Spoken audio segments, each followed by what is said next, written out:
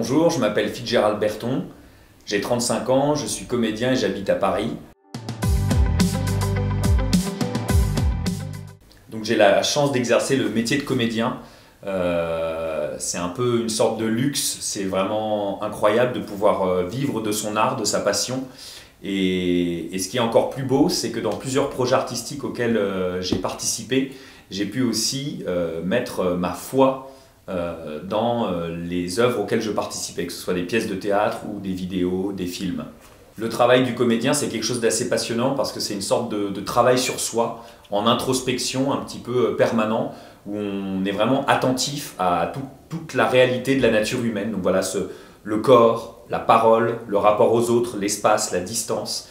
Et donc ça nous fait énormément travailler sur nous-mêmes. Et je trouve qu'à plein d'endroits, en fait, le métier de comédien pose des questions et oblige à un chemin qui sont assez proches de celui du croyant. Pour moi, les clés pour voilà, s'épanouir en tant que comédien sont assez proches de celles du chemin du croyant. Donc, s'accepter tel qu'on est, accepter de s'abandonner au regard des autres ou au regard de Dieu, être dans la patience, dans le mûrissement des choses, et tout un tas d'éléments comme ça. J'y ai vu vraiment un lien entre la pratique du théâtre et la pratique tout simplement de la foi. Parmi les spectacles auxquels j'ai participé, j'ai notamment eu la chance de jouer un seul en scène sur la vie de Charles de Foucault, mis en scène par Francesco Agnello. Et dans ce spectacle, vraiment, il y a eu une rencontre vraiment très très forte, particulièrement forte entre la dimension artistique et la dimension spirituelle de ma vie. J'ai vraiment pu faire se rejoindre les deux, ce qui fait qu'à certains moments du spectacle, je suis en même temps en train d'interpréter Charles de Foucault, de donner un peu à voir sa vie et cette personne, et en même temps, il y a des moments où je prie. Parce que Charles de Foucault a écrit des textes extrêmement puissants sur l'Eucharistie, sur évidemment l'abandon dans les mains du Père à travers cette prière qu'on connaît de l'abandon, qui est une méditation en fait du Christ en croix. Et à chaque fois que je la dis, à la fois ça nourrit ma propre foi, et à la fois j'espère et j'essaye finalement de laisser le Christ agir à travers moi et d'aller s'adresser au cœur des spectateurs. Et donc ça, c'est vraiment une expérience très belle. J'ai pu jouer le spectacle dans des lycées ou bien devant des publics variés. Et à chaque fois, j'essaie vraiment de me dire, voilà, Seigneur, viens, à travers ces mots que je prononce, qui sont ceux de Charles de Foucault, viens toucher le cœur des gens. Là, ils ont besoin que tu les réveilles. Je pense que dans la vie d'un chrétien, il y a toujours un next step.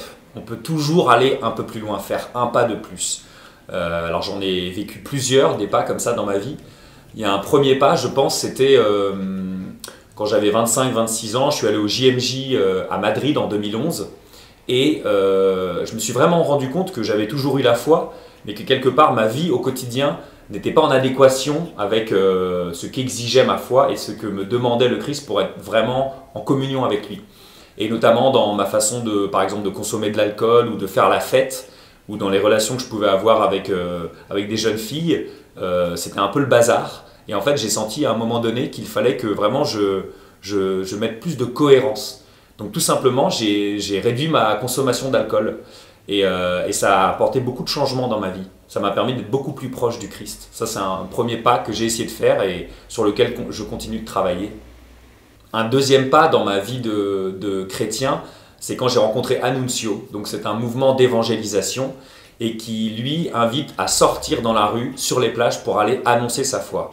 Et parfois, il y a des gens qui, comme moi, se retrouvent à Annunzio sans être des chrétiens hyper convaincus et hyper au point sur la théologie. Mais quelque part, voilà, ça c'est vraiment le next step quand on va sortir dehors, quand on va aller à la rencontre du monde. Et le pape François nous y invite vraiment beaucoup depuis qu'il parle des périphéries, qui sont parfois très proches de nous en fait. Mais c'est juste d'aller vers l'autre, en fait, d'aller vers l'autre qui ne connaît pas le Christ ou à qui on a peut-être mal expliqué ce qu'était l'amour de Dieu, la miséricorde, le pardon qu'on peut trouver auprès de lui. Donc ça, je vous invite vraiment, si vous le pouvez, dans vos lieux quotidiens, partout où vous pensez que le Christ n'est pas connu, n'est pas annoncé, voilà, d'oser ce pas pour l'annoncer et être fier de dire qu'on appartient au Christ parce qu'il a changé notre vie. Et voilà, ça j'ai pu le vivre.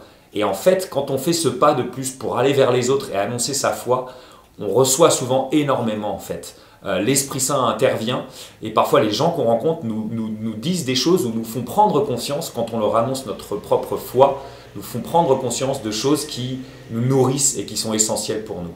Et donc là, c'est c'est un next step qui nous revient à travers la grâce. Très récemment, à un week-end, un prêtre nous a donné un enseignement sur l'oraison et il nous a invité à un next step vraiment tout petit. Pour ceux qui, comme moi, ont un peu du mal à prier tous les jours et le matin notamment, c'était juste de prier 5 minutes. 5 minutes le matin avant de commencer sa journée. Et de juste dire au Seigneur, bah voilà, je prends 5 minutes avec toi, juste pour te contempler en fait, juste pour être avec toi. Et même, voilà, si on se dit, bah, désolé Seigneur, je pense à plein d'autres choses, je sais pas faire le silence, ou même peut-être je m'embête dans la prière, je m'ennuie, bah quand même je t'offre ces 5 minutes. 5 minutes, c'est pas grand-chose. Mais c'est vrai que je me suis rendu compte depuis quelques mois maintenant que j'essaye de m'y atteler tous les matins, et ben ça change notre journée, ça change notre regard aux autres, et puis ça change tout simplement notre intimité avec le Christ. Donc je vous invite vraiment à faire ce petit pas de plus chaque jour dans votre vie de chrétien. Alors il y a d'autres types de next step qui sont des petits steps et des big steps. En fait, vous savez, des petits pas pour l'homme et puis des grands pas pour la foi. C'est tout simplement d'aller s'engager, parce qu'il y a plein de communautés, il y a plein de mouvements d'église qui proposent des choses passionnantes. Donc moi, ce que j'ai vécu, c'est l'évangélisation avec Annunzio. Donc Annunzio organise des week-ends, des temps d'évangélisation à Paris ou dans plusieurs villes en France, et aussi un festival tous les étés. Donc ça peut être une super occasion. Donc je vous propose ce big step qui est carrément un plongeon. Et puis dans le même genre, il y a aussi Welcome to Paradise, donc qui propose justement ce next step cet été. Et là, je pense que c'est très intéressant pour aller nourrir sa foi. Quand on est peut-être un petit peu perdu, qu'on ne sait pas trop exactement c'est quoi aujourd'hui l'Église, qu'est-ce qu'elle propose, c'est quoi la foi, comment la pratiquer, comment la comprendre, comment me l'approprier en fait. Je pense que Welcome to Paradise est fait pour vous. Et puis pour pouvoir ensuite aller l'annoncer au monde et là rejoindre des mouvements tels que Annunzio. Et puis il y a aussi le Congrès Mission, qui est une sorte de salon de l'agriculture, de l'évangélisation, comme aime à le dire celui qui en a eu l'initiative, Raphaël Cornuténard. Donc là, c'est un moment où tous les mouvements d'église, toutes les communautés qui veulent annoncer le Christ, qui veulent faire de l'évangélisation, se retrouvent en septembre à Paris. Et donc je vous invite aussi à y participer parce que c'est une sorte de laboratoire à ciel ouvert. D'ailleurs, les cieux sont présents. Et donc voilà, pour tous ceux qui veulent se consolider dans la mission, dans l'annonce directe, c'est un super rendez-vous. Et là, ça peut permettre aussi des big steps pour vos communautés, pour vos paroisses ou pour vos groupes de jeunes auxquels vous participez pour venir chercher des outils, chercher des bonnes pratiques et puis comprendre un petit peu mieux voilà, comment aller rencontrer le monde.